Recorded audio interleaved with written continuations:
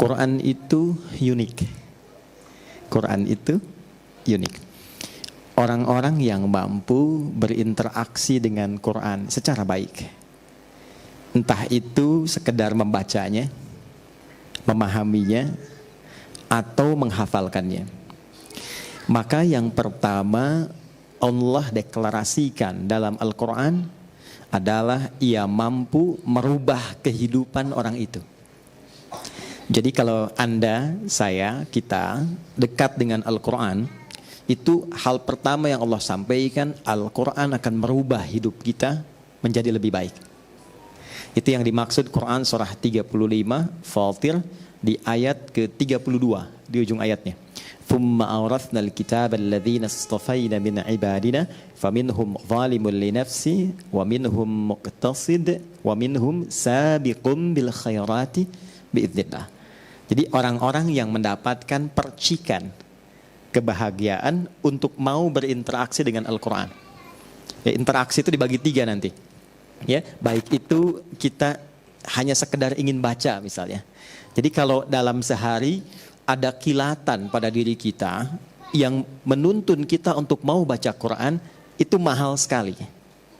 Itu anugerah paling mahal yang tidak bisa diusahakan, itu pemberian. Maka kalau dalam sehari terfikir misal, saya pengen baca Quran, itu cepat ambil. Karena itu kasih Allah yang tidak diberikan pada setiap hamba. Karena kalimat Qurannya, Thumma awrathnal kitaba alladhina istafayna min ibadina. Aku pilih dari kalangan hamba-hamba aku tertentu, yang diantara mereka diberikan dorongan agar mau berinteraksi dengan Al-Quran. Baca. Atau misal, tidak baca, tapi pengen tahu artinya. Ya, saya belum tahu nih ad-duha ini artinya apa. Terus kita buka terjemahan, buka tafsir ringan, lalu kita baca itu. Itu pun anugerah. Ya, itu anugerah. Atau saya ingin menghafal, itu juga anugerah.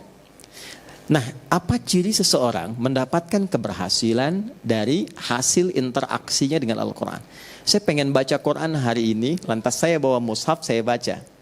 Setelah selesai baca itu, apa ciri dia berhasil melewati bacaannya? Apa ciri dia berhasil melewati kajiannya? Apa ciri dia berhasil melewati hafalannya? Yang pertama kata Allah, perhatikan baik-baik kalimatnya, wa minhum sabiqum bil khairati biidznillah. Dia akan mendapat percikan kebaikan dari Al-Quran yang merubah dirinya. Nah, ini ada tahapan. 1, Allah berikan ketenangan dulu. Jadi kalau teman-teman membaca Quran dan itu melahirkan ketenangan, kelapangan dalam hati, itu ciri anugerah pertama yang Allah berikan pada kita. Jadi kalau baca Quran pertama kali itu, jangan harap bertambah harta. Kalau bertambah harta, kerja. Ya? Oke. Baik. Kalau Anda ingin berharap kedudukan, berusaha. Tapi kalau Anda ingin mendapatkan ketenangan, silahkan salah satunya ambil wudhu, buka mushaf. Menariknya begini kadang-kadang. Kadang saat kita punya masalah, lalu kita buka mushaf. Menariknya kadang-kadang saat dibuka acak itu, kok ayatnya sesuai dengan apa yang sedang kita rasakan. Nah, itu bisa begitu. Nah, itu hanya Al-Quran. Anda boleh buka bacaan apa saja. Tidak ada sifat yang sama dengan Al-Quran.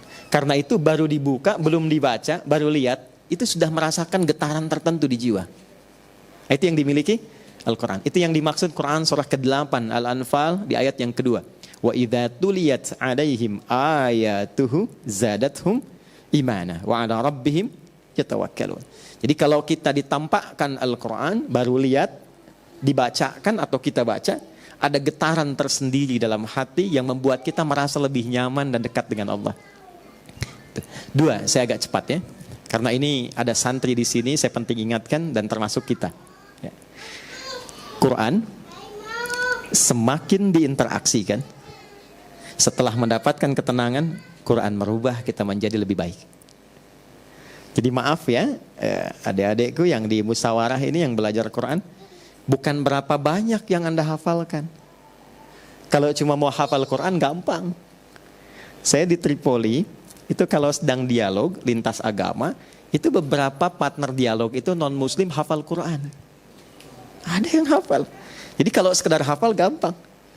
Saya punya burung beo, Ya. Sekarang sudah mati, tapi saya yakin matinya husnul khotimah ya. Hari Jumat dia. Ya, dia meninggal hari Jumat setelah mengetahui Allahu Akbar, hafal, dan telah hafal ayat pertama surah Al-Ikhlas, dan dia menyapa setiap orang dengan salam. Dan saya beri nama dia Suneo. Ya. Karena suka nengokin orang. Setiap orang datang, Assalamualaikum, Assalamualaikum, katanya. Allahu Akbar, Allahu Akbar. Makanya saya sering sedih kalau ingat Suneo itu. Jadi saya sering berkata pada diri saya kalau lewat kandangnya, ini kamu tidak dihisab, tapi sudah kenal Allah. Banyak orang-orang yang terancam dengan hisab, dia belum kenal Allah. Kamu tidak dihisab, tapi kamu bisa sapa orang dengan salam. Ada orang yang bahkan mengatakan sudah beriman, tapi dia belum mampu menyapa orang lain dengan salam. Nah, itu poin besarnya. Jadi kalau sekedar hafal, hewan pun bisa hafal. Tapi hafalan hewan itu tetap tidak merubah dia menjadi lebih baik. Ya, buktinya Suneo kalau pipis sembarangan tuh. Baik. Nah, maka teman-teman santri ya, ingat baik-baik. Semakin banyak yang dihafal, semakin merubah diri Anda lebih baik. Ya. Nah, tuh diingatkan tuh. Oh, ini penting tuh. Ya. Satu, dari ujung kepala sampai ujung kaki, lisannya mesti lebih lembut. Quran itu punya ciri khas. Kalau semakin dekat dengan Quran, semakin lembut pribadi kita. Ya. Dan itu auranya beda. Teman-teman kalau lihat Habib Umar lain kan ya? Ya. Habib Umar itu rahasia besarnya nggak pernah lepas dengan Quran. Jadi kalau safar dari Yaman ke sini, ya, itu di pesawat itu baru tidur. Kalau sudah lepas itu dengan Quran, tidur itu masih nempel Qurannya itu.